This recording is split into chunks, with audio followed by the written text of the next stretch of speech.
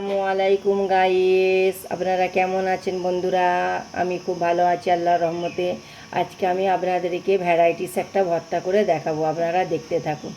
দেখুন, আমি গ্যাসে একটা প্যান বসিয়ে দিয়েছি। প্যানের মধ্যে আমি সর্ষের তেল দিয়ে দিচ্ছি। আমি এরম করে ছড়িয়ে দেবো। তেলটা গরম হয়ে গেলে আমি এর মধ্যে বেগুনগুলো দিয়ে দেবো। দেখুন, তেল আমার গরম হয়ে গেছে। এইভাবে আমি বেগুনগুলো সব দিয়ে দেবো।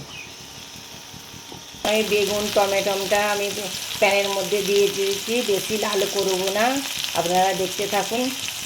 বেগুনটা উল্টে পাল্টে দিয়েছি, বেশি লাল করবো না বন্ধুরা, বেশি লাল করলে ভালো লাগবে না খেতে। দেখুন, আমার ফেসবুকের বন্ধুরা হলে ফলো করবেন, লাইক করবেন, ইউটিউবের বন্ধুরা হলে আমাকে সাবস্ক্রাইব করবেন, বেল আইকনটা টিপে দেবেন। ভিডিও ছাড়লে সর্বপ্রথম আপনার কাছে চলে যাবে। দেখুন, এই বেগুন টমেটো চুলো পইরেও ভর্তা হয়। চুলোতে আমি পোড়াবো না, আমি তেলে ভেজে নিয়ে ভর্তা করব, সেই মজাটা আলাদা।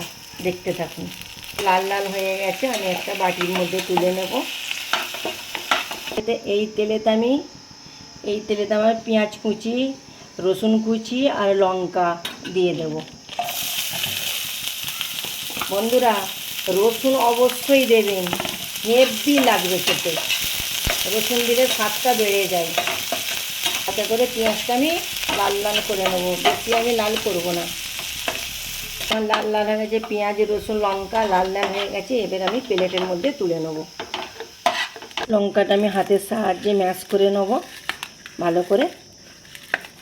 আমি নুন দিয়ে লঙ্কাটা ভালো করে ম্যাশ করে নিয়েছি। রসুনটা অবশ্যই দেবেন, টেস্ট হেভি, দুর্দান্ত টেস্ট বেড়ে যাবে, অসাধারণ খেতে লাগবে। এইভাবে রসুনটা লঙ্কার সাথে ম্যাশ করে নেবেন। পেঁয়াজ ভাজাটাও ম্যাশ করে নেবেন। আগে থাকতে আমি আলুটা সিদ্ধ করে রেখেছিলাম, আলুটা আমি এর মধ্যে দিয়ে দিলাম, দিয়ে এইভাবে আমি মেখে নেব।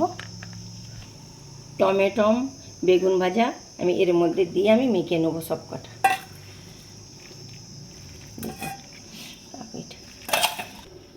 বেগুনের খোলাগুলো এগুলো ছাড়িয়ে ফেলে দেবো।